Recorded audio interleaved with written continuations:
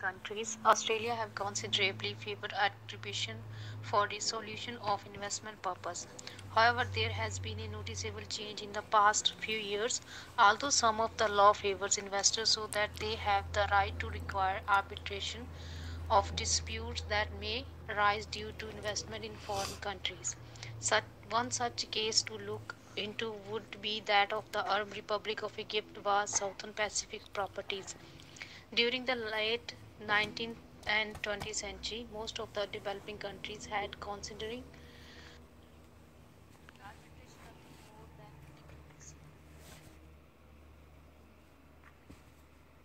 diplomacy. Investor countries at this time controlled the arbiter process in such a way that it would be just used as a tool for exacting business from host countries. Later importing countries realized that fact that it was fair to arbitrate investment disputes, as developing countries also found that the greater the risk and the higher the cost of investment was, thus this became a fair process. The process of this report is to summarize the case study and to take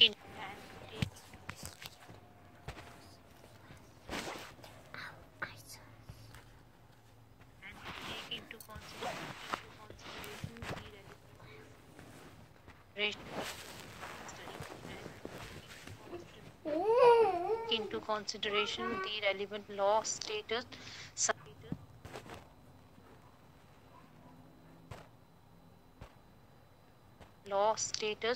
such as that of arbitration. First, in this case, we have to identify that the issues had been. Secondly, we will then look into the legal principles that can be used to address the problems. Facts of the case. An agreement was formed between the Minister of Tourism and a company named Southern Properties, which apparently was engaged in the development for tourist and resort facilities. The agreement was undertaken in consideration of the Egyptian law. According to the agreement, the Egyptian Organization for Tourism and Southern Properties incorporated to form a joint company so that they can develop tourist complexes in Egypt. The project needed to be developed according to the master plans. It was supposed to be prepared by Southern Properties and should have been approved by Egyptian General Organization for Tourism. The Egyptian organization started obtaining all necessary local approval to begin the project in accordance with the master plan. Meanwhile, Southern Properties also agreed to obtain the required necessary financing for the project, including design, construction management and marketing of the project. A contract title agreement for the development of two international tourist projects in Egypt was formed between the two parties. The contract including Article 1, which illustrates the formation of the joint venture company. Article 3 of the agreement further stated of to arrange for the financing of the project, while the Article 4 of the agreement stated that the development and management of the company will be undertaken by Egyptian Tourist Development Company. A contract was signed between two parties respectively and construction took place. However, the agreement did not contain a arbitration clause. Arbitration. There is an agreement.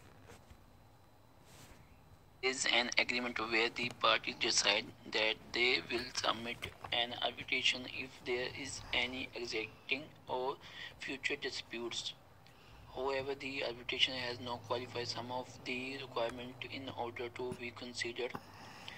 The Egyptian government stopped the project since many did not agree. In the case Southern Properties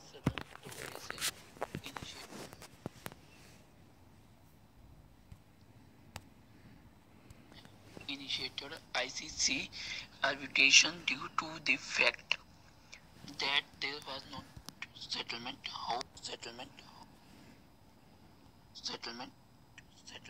However, Egypt did not agree for arbitrators. It argued on the basis that it was not a party to second argument. The Court of Appeal in Paris had set aside an arbitral award on the following basis that there was no arbitration agreement that was venting the Egyptian government. However, according to the President of District Court, he held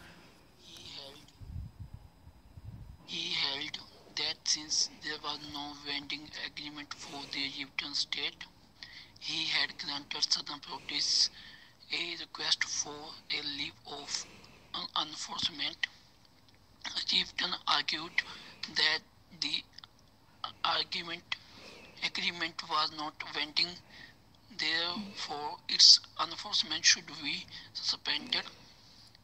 The court also ruled that mere initiation of an action in order to set aside should not have an effect that the arbitral award should be considered as not binding.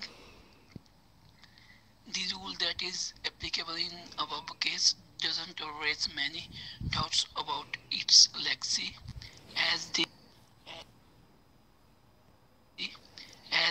applicable law that gives consent to arbitration, which is provided in the national legislation, include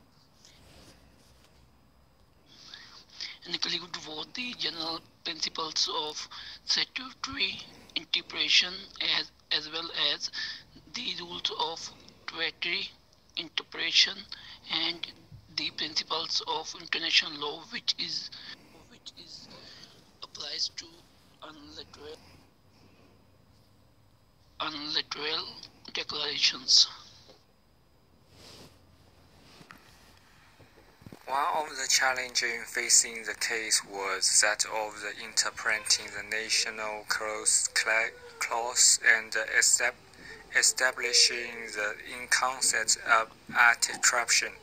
Although there can be the provision that may state of the foreign investor can require the dispute be settled by method that can include the ICSID. However, they also require careful analysis. As in the above case, so specific property has common ICC disruption. They have future option award in the damage. That was awarded by the court on the ground as MT was not party to the investment agreement. In 1984, South Pacific Property had asked the relief under the Arbitration Law number 43 and Article 8. With the state with the settlement of the dispute should be in accordance with the agreement of the party. However, MT argued that this kind of the provision of national law was not enough to judge decisions.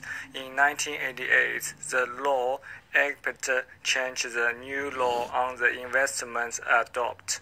According to the new law provision, it was required for additional agreement of the party for ICSID arbitration. The tribunal then recommended was the permission of the arbitration need to trust as the ultimate declaration and such should give to risk the international legal obligation. In this case, the tribunal applied general principle of the statute interpretation.